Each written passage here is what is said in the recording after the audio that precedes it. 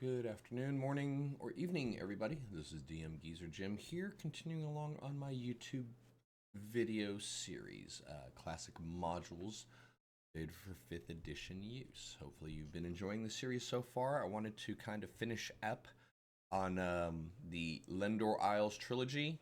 Before we go too far, I'm not going to, we'll deal with the trilogy at the end of it. The first module in the Lendore Isles series was an introduction to the Lendore Isles off of the far east coast of the Greyhawk campaign, written by Leonard Lakofka, published in 1981 and 82, respectively. 83 for the second one. Excuse me. Real quick, two classic modules, part of the trilogy in the essence that it's three modules set in the same place. L3, Deep Dwarven Delve, we're completely throwing that away. It's not a great module. Even the writer himself tells you at the beginning with the introduction, this is more a collection of notes and an informal document. It's not the finished product, so we're not going to waste our time with that one. But the Assassin's Knot. The Assassin's Knot is a unique module in the extent that for its time, it was a very well-structured role-play-centric module. This is a murder mystery. It was written, published, and advertised and expected to be run as a murder mystery. Now, in 5th edition parlance, that's not a big deal. We've got a lot of role-play heavy kind of stuff. But for 1st edition, especially AD&D 1st edition, that was a big shift. Basically, most everything was combat-centric. Enough dialogue to figure out where your next thing was to kill. Maybe enough dialogue to get the monologue out of the big bad guy before you killed him, and you go on to the next area. So this was a shift in expectations, and more than that, it gave us younger dungeon masters, newer dungeon masters, the rules and the information to properly execute or to give us the best shot at executing a murder mystery, still having it challenging, while somewhat solvable, I guess. Those facets are a lot harder to hit as a dungeon master than you would think. So before we get too far into L2 proper, do you need to play L1, The Secret of Bone Hill? Are they required to play together? Not really at all, no. They are great sources. L1, if you saw my previous video, it provides the town of Restonford, several locations within the town, a small region, a rare area around Restonford, and probably 10, maybe 15, 8 to 12, I guess is a better way to say, adventure activities. The gnolls up on the hill, the gambling temple, the half-orc assassin that's camped out, the Bone Hill itself, the Knoll Less. There's a few small things to do in the region. The Secret of Bone Hill was designed as we use the word sandbox now, but a sandbox campaign start. A well-developed town, a decent community of non-player characters that are also detailed in this book. Let me try to get back down to it. Oh, I'm actually in the castle. No, I'm here at the town. 20 plus locations. Most of the people that live here are described. Who are they? What's their job? So on and so forth. There's also a description key for the castle itself, and then there's a ruined keep up on Bone Hill, the namesake. What does Assassin's Knot do differently? Physically, it's about the same. You get another small town, very detailed. All the NPCs are listed. Motivations, their interactions with the factions of the city are detailed. Descriptions of the buildings. It's a very similar. You can definitely tell that the same writer did them both. The same content is done presented in. Let me rephrase that. The same format is presented in both modules. Different content, but the structure is very, very similar. You can tell it's a shared author between them. This is step 1 and step 2. So, how do they play together? Well, the Assassin's Knot, and this is going to be very, very spoiler heavy. If you're interested in playing this module, click stop now. Sorry, I'll miss the view, but out of respect for the spirit of the game, if you're going to play this adventure, turn it off now, because there's no way to really accurately describe the module or to talk about how to incorporate it into 5th edition use without getting into the plot and spoiler. So the next couple minutes will be the last of non-spoiler. You've been forewarned. The Assassin's Knot works very well with the Secret of Bone Hill if the party has spent a lot of time in the village of Restonford. If they've been doing missions for the Baron, if they've been doing things for the church, if they've just been being general good guys in this small town and endearing themselves to the population and solving problems in the nearby hills and woods, then yes, you definitely get an added bonus for L2 if your party has spent time in L1. Mainly an emotional payoff, emotional involvement as well. If they've never seen L1, can they play to L2? Yeah, you've got to do a little bit more lifting on the DM side to get the reason why your party's here. That was one of the complaints about, honestly, I don't want to say complaint. It's one of the observations that we have about a lot of the older modules. You get a little 25 to 30 page book. Couple maps, has the encounters keyed out, lists of monsters, a couple little things, and that's really it. You don't get massive world building plots. We were playing for the sake of playing back in the day. This is just a new module to run. Structuring, story structuring, all of that was more up to us as the dungeon master. Now, Bone Hill, by default, if played the way it was written, your party will develop relationships with the folks of Restonford.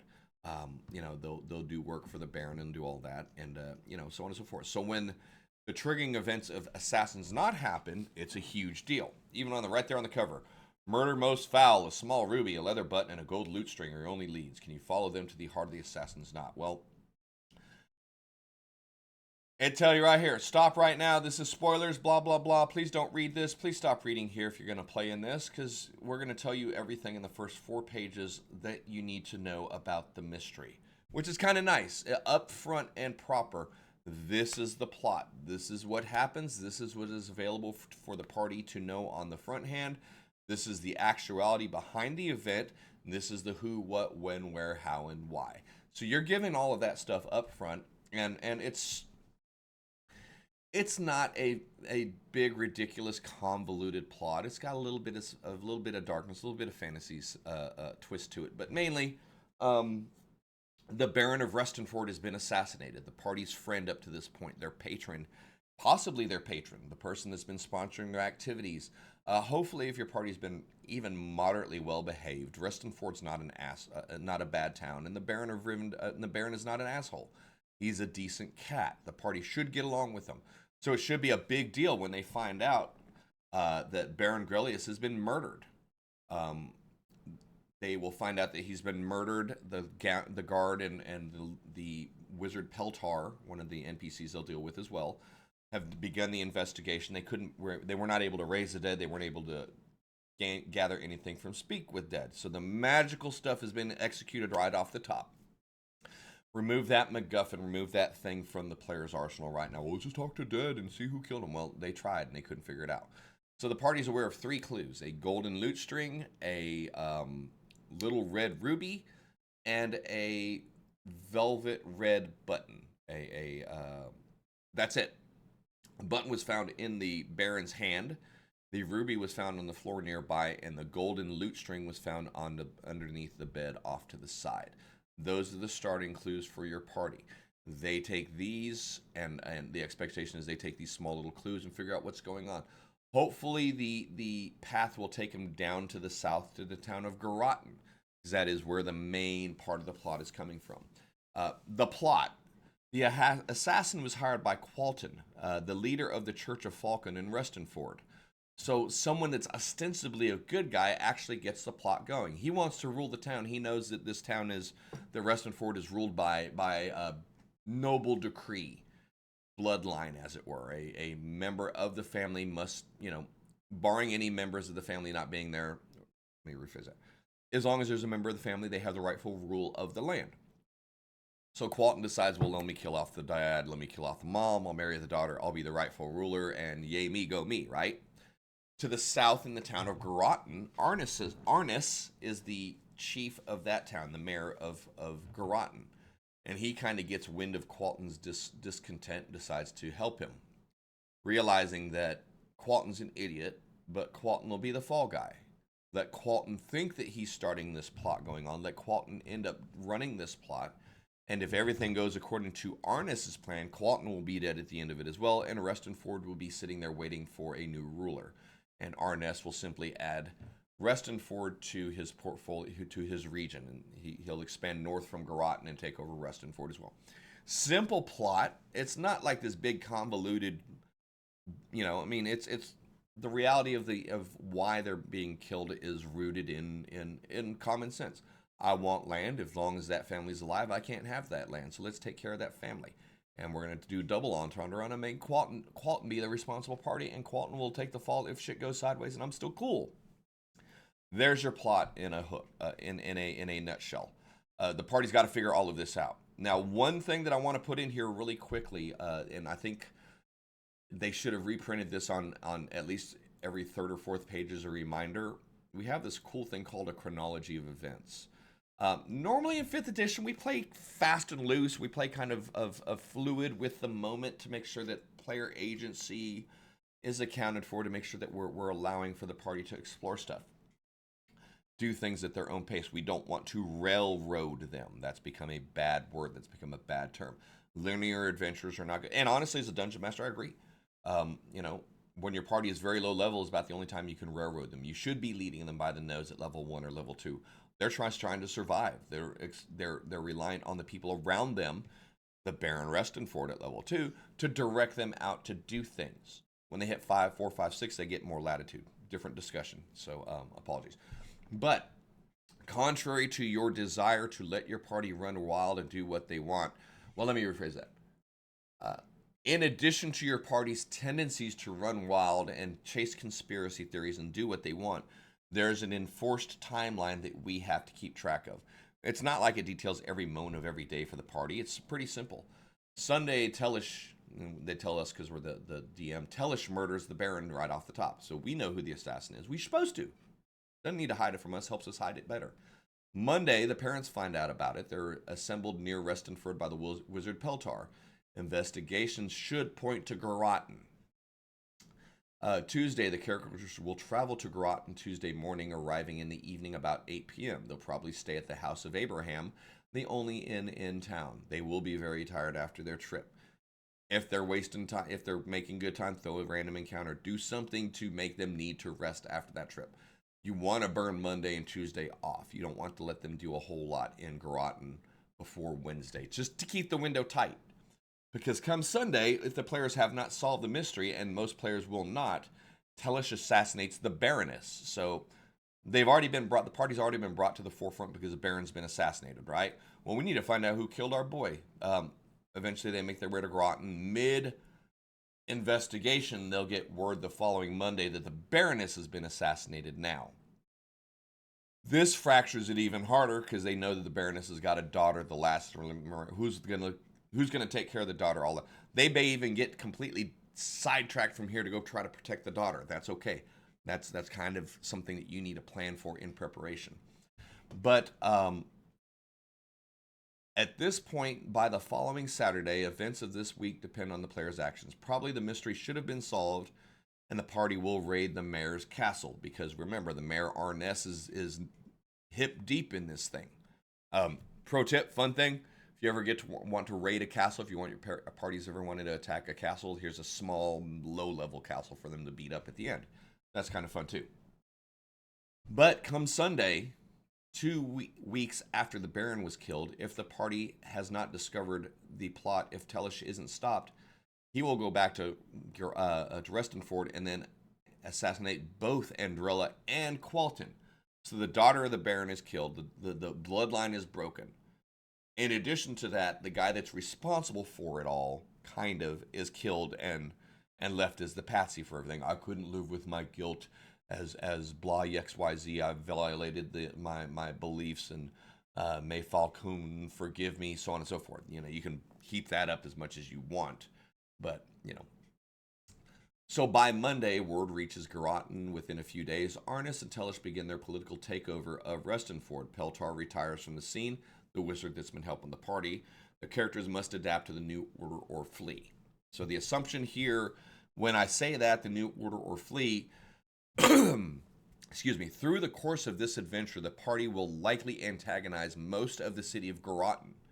So if they don't solve the murder, Garrotten now becomes a central power, and all these people that the party stepped on toes and pissed off are now in charge of the region, which can make the players' lives much worse.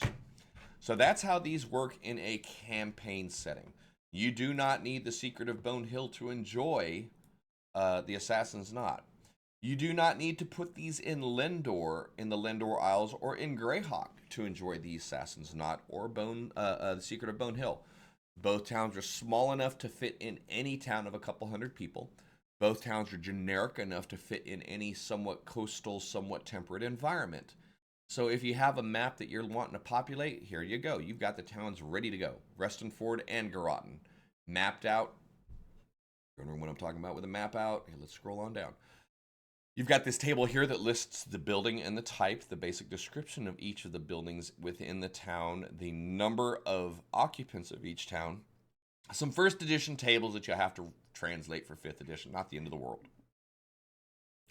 Small regional map of Garrotten, so you can see that it's a town off to the side of a lake with a boggy part at the north side and an inlet to the south side.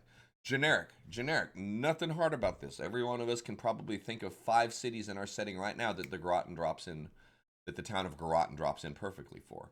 And then you get the town proper right here. Keyed out for the small buildings, outhouses, large buildings, sheds, all of that from 1 to 52, 53, including statues.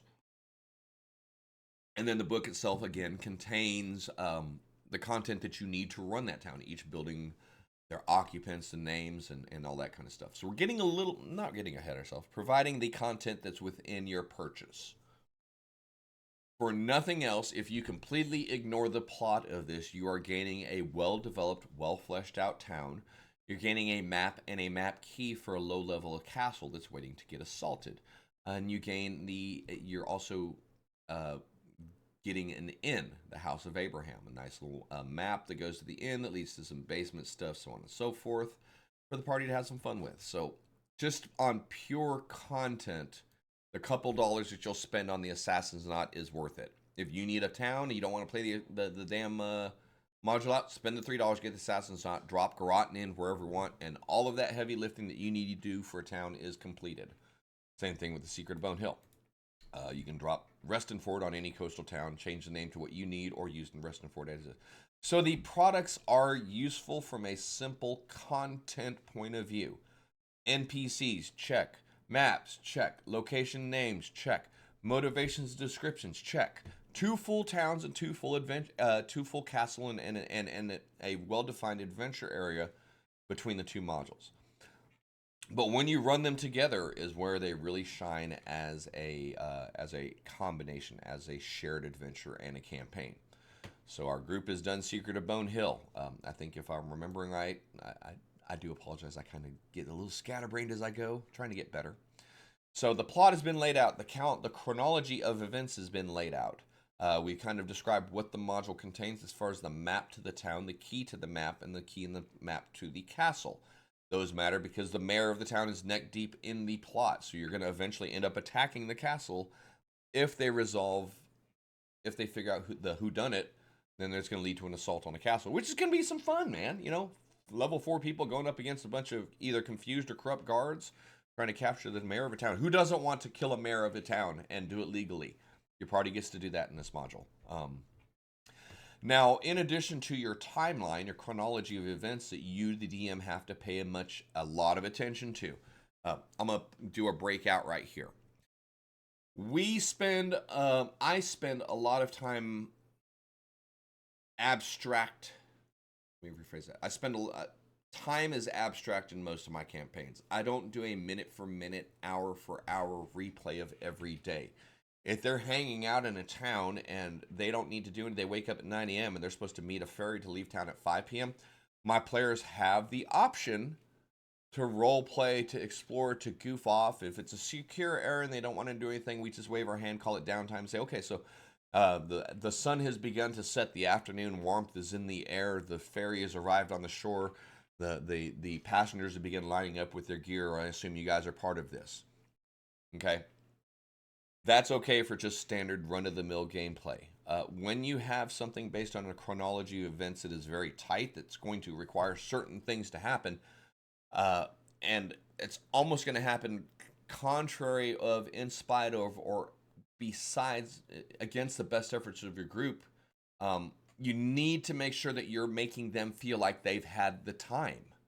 So don't hand wave unless your group is asking for it. Look, there's nothing else for us to do today. It's 3 o'clock. Let's just go ahead and head back to the inn, have a couple beers, take a long rest, and we'll take another run at it tomorrow. Advance the time at that point, but make sure that your party is the one that is choosing to advance the time. Don't take a day's worth of investigation away from them because they're dawdling. Let them dawdle the entire session if you need to. It's very important to preserve the I hate to say preserve the illusion, but to make sure that the players feel like they have had enough time and enough opportunity to solve things. That way, when it goes sideways, it hits them a little bit harder. They know that they are to blame. They shouldn't have pursued this lead. We took 3 days riding out here to talk to this guy, and it was a false lead, y'all. What the hell are we doing? Let that kind of stuff be part of it. There's not going to 3-day ride to talk to a hermit. That's just a little bit of exposition. But there's a lot of dialogue. There's a lot of stuff going on in the town. So let's get to that. The chronology of events is there. There's a listing of certain things that are likely to happen as the party goes through here. The arrest of Abraham, the Inn of Abraham. We saw that map earlier. Just kind of cutting back. Abraham is the guy that possesses the button that was described. So we'll go back to the 3 clues. We had a ruby, a red button, and a gold heart, a gold loot string. If the party asks around Rest and Forge, which is what they should do, hopefully they will. If not, you have Peltar to give them the lore dump. There's an old man with long white hair wearing a blue robe with the symbol of 3 barracudas on it. He hung out at the Rest and Forge Inn, and people recognize. Oops, sorry, 1 second. I'm getting a text here. And people recognize that he was worships one of the local ocean deities. They recognize that he had a beautiful holy symbol, a small ivory whale with red rubies for its eyes. Clue number 1. A man in traveling clothes appeared at a local tavern where he had had a few drinks and played the lute for the people in the tavern to pay the tab. He stayed for a few hours and then left. The lute had unusual golden strings. Dun, dun, dun. Clue number 2. A man came into town to buy a few barrels of beer and have them shipped to his inn in Groton. He wore a distinctive red vest with ornate red buttons. When shown the button found in the Baron's room, the wine merchant identifies the button as resembling the ones on the innkeeper's vest. So right off the top, they've got 3 clues that are found within that are near Baron of Restenford that are associated with people that are no longer in the town.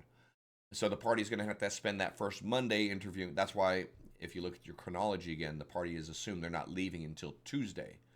Peltar has to bring them in, settle them down, answer all their questions, and you're giving them a day within Restenford, timeline-wise, to nail everything down to find out that they got to go to Groton. Now, I've been around the block a lot. I know players, I know people, and I will guarantee you dollars to donuts, someone in your party and say Peltar did it. Why else does he know everything? Why does he know where these people came from? And why is he trying to get us out of town? He's trying really hard to send us to Groton. I guarantee you that Peltar did it. And because you have a chronology of events that you're trying to force, let them chase that rabbit. Let them chase the false conspiracy. Let them waste the first week of the investigations on the dumbest shit possible. Don't go as far as to do the false flag, like, putting something out there that you damn well know is bullshit, but you just want to slow them down, because they're gonna get in their own way often enough. The players will get in their own way. Someone's gonna assume Peltar's responsible for it. He knows too much, man. This wizard, he's had his eyes on this town. Let them waste a couple days on Peltar. You can even take it a step farther and let them offend Peltar. You know what? Fuck y'all. I've been doing my best to keep you guys in work, to doing you solid, teaching your wizard spells, and my best friend gets murdered and you're accusing me of murdering him? You've wasted 2 days of this investigation chasing me? Fuck y'all. And he teleports and he's gone. And they've lost access to Peltar at that point. They could still walk around with that in their brain eating at him and let it be there. That's part of a murder mystery. A lot of the fun in an investigation is watching your party make the wrong determinations and letting them follow that to its logical conclusion of going, I'll be damned, we were wrong. So an example of that is the arrest of Abraham that's listed here. They've already determined that Abraham was an innkeeper from the town of Garrotten to the south who came to Reston Ford to buy some beer. He wants to buy a couple keggers, take it home. I guess I got better beer in Reston Ford, whatever. So the party knows, or they think they know, that this guy's guilty. He had the button. He's at least involved somehow, right? So they'll run down, they'll hit to Garrotten. How they handle the details of the investigation, we'll talk about that in a second. But whatever happens, Abraham gets arrested and brought in for questioning. So there's a little paragraph that talks about what to deal with there. The party goes to Arness, or she hears the investigation. They hold an audience. The Arness is she is the mayor of Garrotten. She will hold an audience that will delay the party's investigation half a day. So if they walk up to Arness, the boss down there, and say, "Hey, we think there's an assassin in your city," she's going to accommodate them. She's going to have a hearing, and she's going to bring people in. She's going to let the party tell their story. She's going to ask them questions. She's going to waste half a day of investigation. After that, the next day, Abraham will be arrested if the party presents that stuff as information. The next day, Abraham will be arrested and convicted. The trial will cost the characters another half a day if they go, and he'll be executed the morning of the following day unless rescued. So, if the party follows their clue, they end up getting this dude Abraham arrested because the mayor Arness is involved in the murder. They're more than happy to accommodate the party's request and say, "Yeah, you're right. Well, shit, of course he's guilty. Let's kill him." Wink, wink, wink, because as far as the mayor's concerned, as soon as they hang someone that's guilty for it, it's done. We've done our best. Our hands go. So,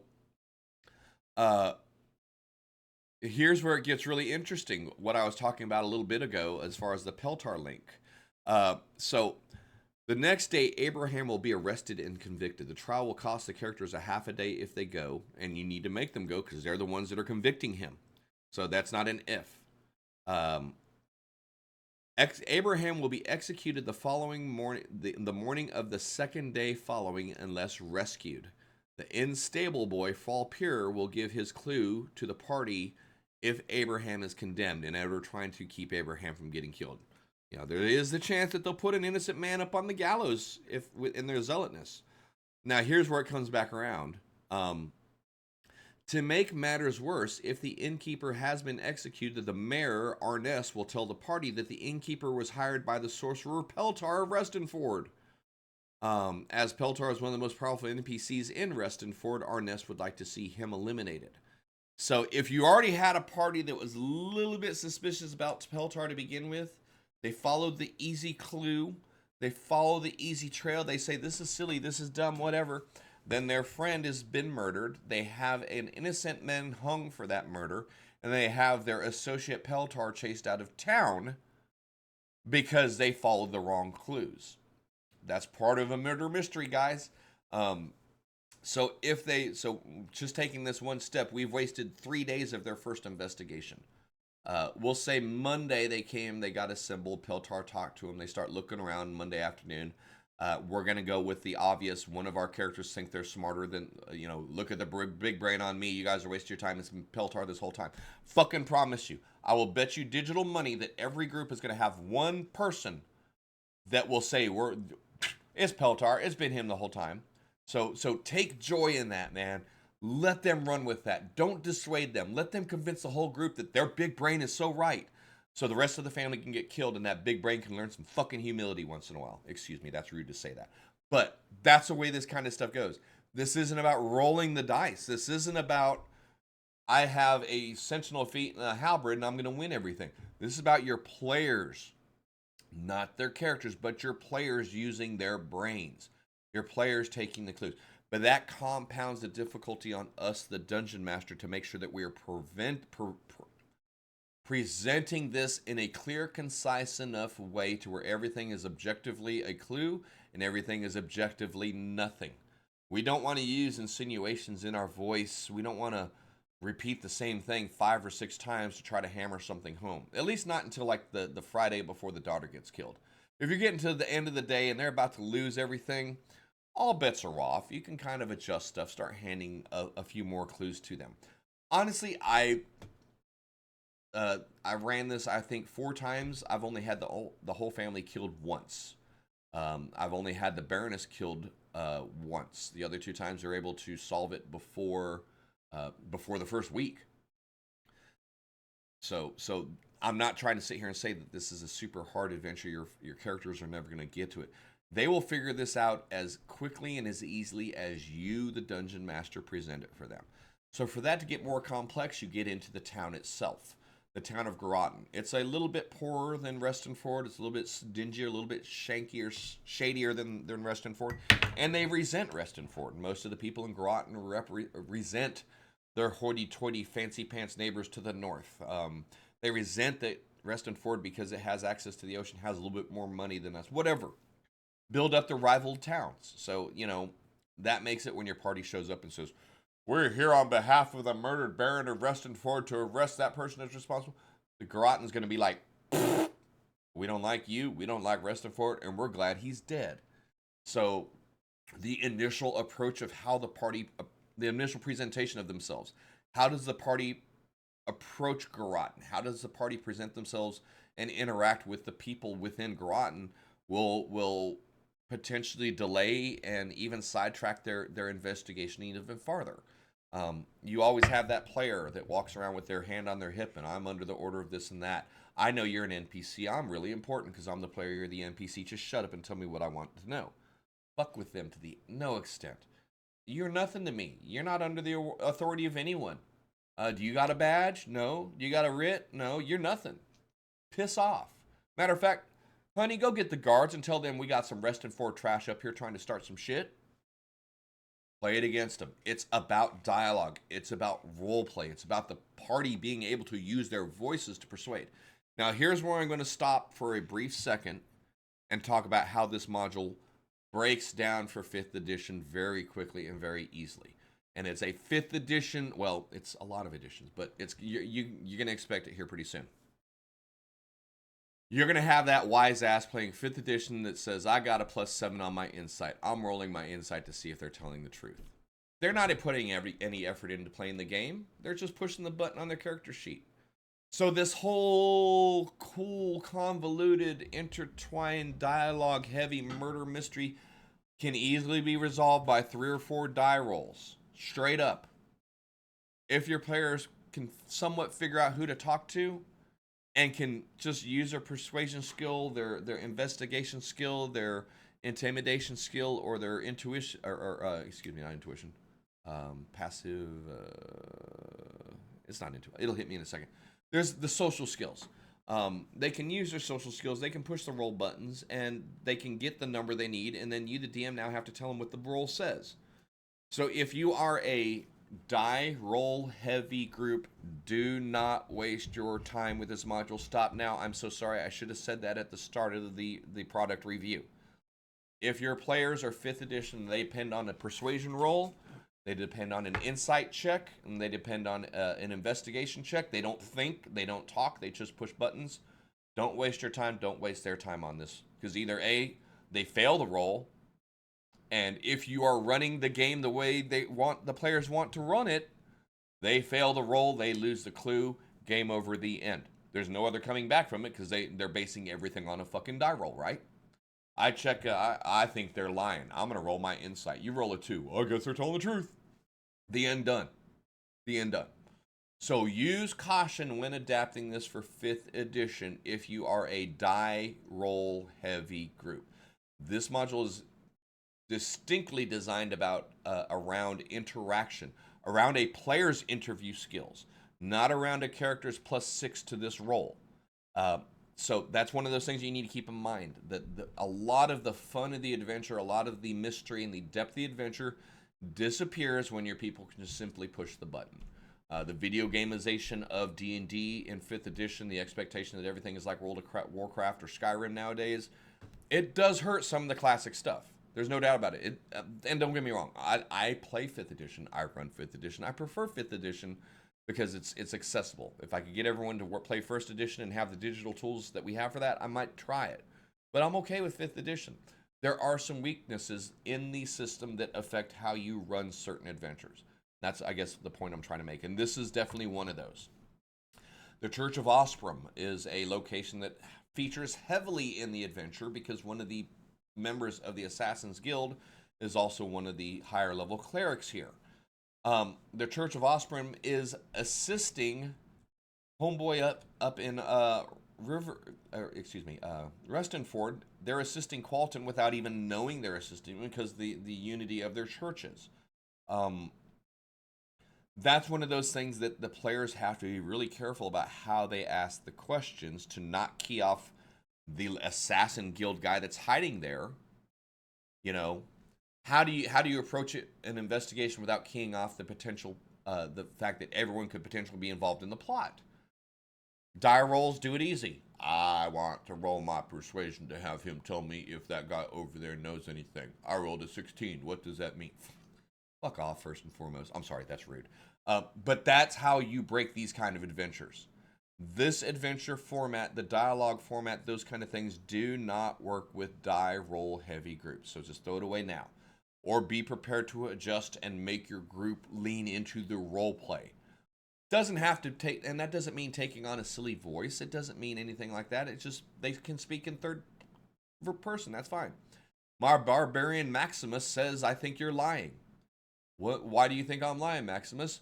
Well, this, that, and the other. Oh, that's interesting. And then someone else in your party runs with it. That's how these things should be resolved, not by the roll of a die. Now, the plus side is, or the downside of that is, that's our responsibility as dungeon masters. That's why that's why this module exists. It gives you a bunch of if-then. If this happens, then that happens. Lothar has secret spy holes into the Harper's office in the main sanctuary. He'll always try to get an ear or an eye full and report interesting information to his Assassin's Guild. If present, he'll go to his room soon after a stranger meets the high priest, and then he'll wait around and he'll go to the castle and tell them people are in. So, you know, if-thens. If this happens, then that happens. If the party shows up here, then this person is doing this. If the party interacts with this person, then that person is doing that. So you're getting the tools as part of this product to help you prepare this and to help you effectively administer this module. You got to do a lot of reading. You got to do a lot of honestly, this is one of the few ones that I've actually kind of practice RP'd, because that's the adventure. There's the only time that the party's potentially going to get in a fight in this is either A, if they're stupid as shit, B, if they are antagonistic and just walk around starting a fight, or C, if they solve the mystery and have to assault this castle. So this is not a combat-centric module by any way, shape, or of the imagination. There's a cool fight. It's assaulting Garrotten Castle and taking down Mayor Arness and finding her as she runs around in her lower levels and secret stuff. That's fun. That's cool. They're gonna have some fun fights. There's no doubt about it. Don't misunderstand that. But that's the culmination of the event. That's the climax. That's the end game. We're getting here. We found out who it is, and we gotta go take them by force. Roar! If they mess up anywhere along the way, that never even happens. They spend an entire adventure walking around talking to people and potentially failing, just to find out that they come to town 2 days later, 5 days later, the lady they left, the Baroness, gets killed. Well, this is for real. 5 days later, it can get ugly quick. So when you're scrolling through, as I'm scrolling through this section here is just the key to the castle. This tells you, the defensibility of each of the buildings. The keep area at night, windows are locked, so on and so forth. This gives you information if your party's assaulting it or infiltrating it, what different what will be different in each location. So it's a useful tool. The NPC descriptions in regards to the buildings, what's important to understand about them is there is a large Assassin's Guild in Garrotten, in case we haven't established that or figured that out. I'd say 1 in 5 people within the town are aware of it. Of those, 1 in 5 of those are active supporters of it. The other 4 is like out of sight, out of mind. If I'm not on their radar, that's good for me. So when you get into interviewing all of the people within the town, that's what all of this text is for, is to give you an idea of where each of these individuals or businesses or whatever where are they on the scale of the Assassin's Guild? Are they even on the radar? Are they anti-assassin? How do they feel about something? So you can use these individuals to accelerate the investigation or impede the investigation, depending on how they feel about the Assassin's Guild. Most people are antagonistic to Restonford anyway, so it's like, well, we're here to find out who murdered him. Well, that bastard deserved it. Check his wife. Check that crazy wizard that they hang out with. Maybe there's a new group. I heard they had a new group of adventurers that were in there, and they cleared out the secret of Bone Hill and cleared out the old ruins on there. Maybe they're making a play on the Baron. Why are you wasting our time? Things like that. Those are the dialogue. Make the party doubt themselves. So that's the tricky part of running the L2 Assassin's Knot module. Got a lot of good content in it as just an adventure module. You get a castle. You get an inn, a small region, you get a detailed and keyed out town full of NPCs named and all of that kind of stuff. You get a very, very trope. Yeah, it's not an original reason behind a murder. I mean, it's a believable reason behind the murder, which makes it a little bit easier to get your head around. But it gives you, the Dungeon Master, a lot of tools to set up a murder mystery and how to administer an investigation, both impeding the party and encouraging the party. This is not a railroad module. Even there's only one course of action to finish it. There's only one way. There's only one person who's responsible for it. A few ways to get to that point. Leave that up to your party. There is an established chronology of events. If the party does their job in a good enough time, great, yay. If they mess around, if they FAFO, the Baroness gets killed. Another one of their friends gets offed. If they screw around and they still can't figure it out, they can lose this scenario. The daughter gets assassinated, the high priest of the temple gets assassinated, and Arness moves some of her army over and takes over Restonford. And the end, goodbye. So this was one of those modules that's designed with a lose condition, and a very easy lose condition. Now, just to reiterate it, this module will not work very well if your group is a die rolling group. If every dialogue encounter is resolved with a persuasion roll, if every interview is resolved with an investigation or an insight check, don't waste your time prepping this, and don't waste your players' time running it. The fun stuff about the module goes away. The push of a button eliminates half of the fun of this module. So just keep that in mind. I got to be honest with you. I mean, we're doing a product review and we're looking at for translations for 5th edition.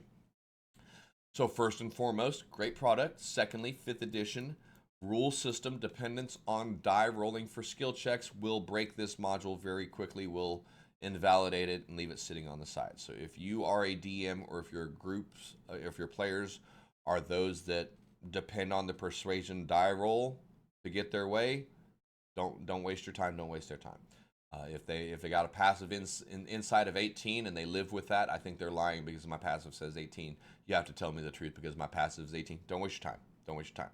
Don't waste their time. Don't waste your time. It's going to be boring. It's going to be frustrating and boring. So yeah, this is a perfect example of when you have a good product from a older system that points out the flaws in a newer system. When we are playing a role-playing game, are we really playing a role-playing game when every bit of dialogue can be resolved with a die roll? If you're one of those DMs that runs that, why are you even having people talk? Just roll your number and give them the A, B, or C from the dialogue tree. Pretend you're playing Skyrim at that point if you're just using die rolls to resolve everything. You know what happens if they win the contest. You know what happens if they lose a contest. But it's fun to role play. Then why are you using persuasion? Why are you using insight? Why are you using those investigation? I want to use investigation and check the room for stuff. Could you be a little bit more abstract, Mr. Player? Worse than that, could you be a little bit more accommodating, Mr. DM? Checking for what should be your next question. I don't know, anything. No. If you're going to roll insight, I need you to tell me, if you're rolling investigation, what are you looking for? Or alternately, a player can show a little bit of creativity. I want to flip over the mattress and see if there's a coin purse underneath it. I want to go over there and empty out all of those drawers and see if there's a false bottom in the bottom of one of those drawers. I want to.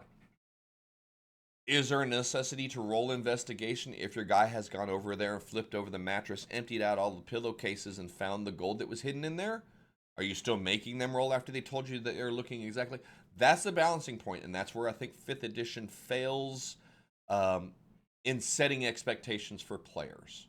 Now, your mileage is going to vary. Your table may work differently, and every table and every campaign should be a little different. That's the joy and the beauty of Dungeons and Dragons. But if you are using dialogue skills to resolve dialogue, you're not really using dialogue. You're not role playing. You're pushing buttons. That's attacking with persuasion and dodging with deception. You're just turning it into a combat mini game that you're using this skill instead of a 2-hit roll. You're using that skill instead of a dexterity check. So keep that in mind when you set up your dialogue stuff. I'm probably going to go ahead and in this one. It went a little longer than I normally expect. I'm trying to get the module reviews to get a little bit shorter. But all that being said, the main reason, like I said, is because this is a little bit different of a module than we'd seen in the past. It's dialogue heavy. You are on a constrained timeline. Your party can fail. And as a dungeon master, you have the responsibility of letting the party find their own trouble, follow their own clues, run through their own conclusions, even if they're not the best conclusion. If they jump to the wrong one, let them. Okay? Because like I said, if you don't, then you're railroading them in, and it's, why are we doing an investigation anyway? No, y'all, why are you talking to him? That's just dumb. That's stupid. You're wasting time. Don't do that, man. Let them figure out that they're wasting their time. That way the Baroness gets killed the following Sunday. Wait until that last moment if you have to do something obvious. It's not the hardest plot to figure out. Honestly, Tellish left all the other crap as false clues, as red herrings, trying to lead the party astray. Again, if they handle their dialogue properly between the House of Abraham, this is as spoily as I'm going to get. If the party can handle the situation properly and positively after the arrest of Abraham, and then they can negotiate well with the temple, they will figure out what's going on pretty quickly. The townspeople themselves will kind of point in directions. You can use them to send false leads. Most of the town people really don't know and don't care. We hear rumors. Yeah, well, I mean, every town's got its secrets. So you can play some of them to be a little bit more closed off like that. Screw you, Reston Ford scum. I ain't talking to you. And centralize your clues into a little bit more of a few people if that helps you out. Or you can leave it ambiguous and let the party go wild. You're trying to eat, ultimately, a minimum of 7 days of game time, a maximum of 14 days of game time, is how much you're trying to chew up in this adventure. So, yeah, at least to do that. So you may truncate the timeline if you need to. But last but not least, the L1 Secret of Bone Hill, L2 the Assassin's Knot are good free-form modules as well. They don't have a major external impact. Everything that's happening in Reston Ford and Garrotten is situated in a 30-40 mile square area. There's no overriding king of the area. There's no big plot points. What that means is you can drop these 2 modules into veritably any setting that you want. You can change the name of the 2 towns to the towns that fit you, whatever you want. If nothing else, L1 Secret of Bone Hill and L2 Assassin's Knot are great small town source books. If you get nothing out of them, you've got 2 mapped populated towns ready to drop on your map and good to go. If you want more out of them, you got a wonderful, cool sandbox adventure area in the Secret of Bone Hill and a small community that your players will get endeared to. And then you follow it up by killing all those people in the Assassin's Knot and making your characters figure out the whodunit. But yeah, above all else, the Assassin's Knot running this is a perfect contrast between role play with your mouth and role play with the die. If you try to die role play this module, it will be over in about an hour and a half, and you better figure out something else to do the rest of your session. If you allow for role play through dialogue, through interaction, you can have a lot of fun. You can watch your players wield these, wind up these crazy conspiracies and follow them all kinds of different directions away from where they need to be. And enjoy it. That's a situation of your characters making their own fun.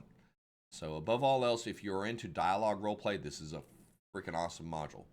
If you're into push persuasion and move on your day, move on with your day. Don't waste your time with this. It'll be a good source book for a town for your people to push buttons in, but you know the murder mystery itself goes away. When you can solve everything with a DC 12 investigation check, is that really anything? Is that an investigation? Is that a challenge? You know, if you insist on using rolls, set your DCs high enough to allow for your players to fail once in a while, so they have to look at other things. If you must use those rolls, try to figure out some other opportunities to present clues that aren't dependent on them passing or failing on a single die roll. You know, let's be honest. That's only fair. If you're determining your group's success, if they can roll a 22 and find out everything in one roll, then by right they should lose everything on the backside of that roll, right? No, we're pussies. We're DM. Oh, well, you can roll 2. Oh, well, you can roll 2. Oh, well, you can roll again. Oh, well, you can roll 3 more. Come on, fucking y'all. Seriously? I'm getting a little ranty here, but this reading through this module, preparing this module, has really brought that obvious difference between 1st edition and 5th edition to the forefront in my mind.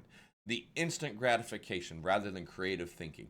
This is a module that's going to reward creative thinking. This is a module that's a waste of time for your instant gratification. The roleplay aspect of it. It's not even making funny voices. It's inhabiting your character. And you're not inhabiting your character if you're just relying on pushing that button. If all you did was built your character to have a passive perception of 19, so I never get tricked in secret anywhere.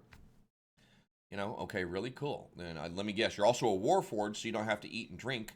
And you probably are half dwarf, so you're not affected by poisons either. That way, nothing affects your character. So why are you fucking playing? Go away. I'm just kidding. A little bit. That's the spirit of the game that I talk about preserving. We can easily meta and educate and rule ourselves into having the perfect character and the perfect build. So why are you playing? There's no challenge for you. You know, look, I spent 9 hours and 6 YouTube videos to come up with an unkillable character. Okay, good for you. You know, you broke D&D. Yeah, you didn't win it, you broke it, you know? So that's the balance that you have to look at when you're using the older content in context of 5th edition and newer systems.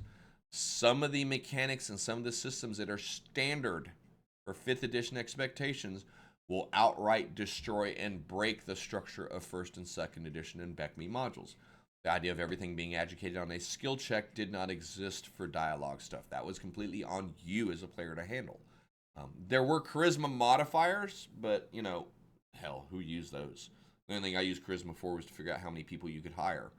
You got charisma of 14? Okay, you can hire 4 henchmen. Good you. You know, neither here nor there. So, yeah. DMGeezerjim here. I'm going to go ahead and finish off this recording. We are finishing up the trilogy, the duology, Secret of Bone Hill and the Assassin's Knot. Two of the three modules penned by Len Lakofka set in the Lendore Isles. Bundled together, working together, they are a fun story. They are a great setting, and they can lead into some cool stuff. Played by absolute modern standards, the Assassin's Knot does not work with your dialogue, with your skill rolls.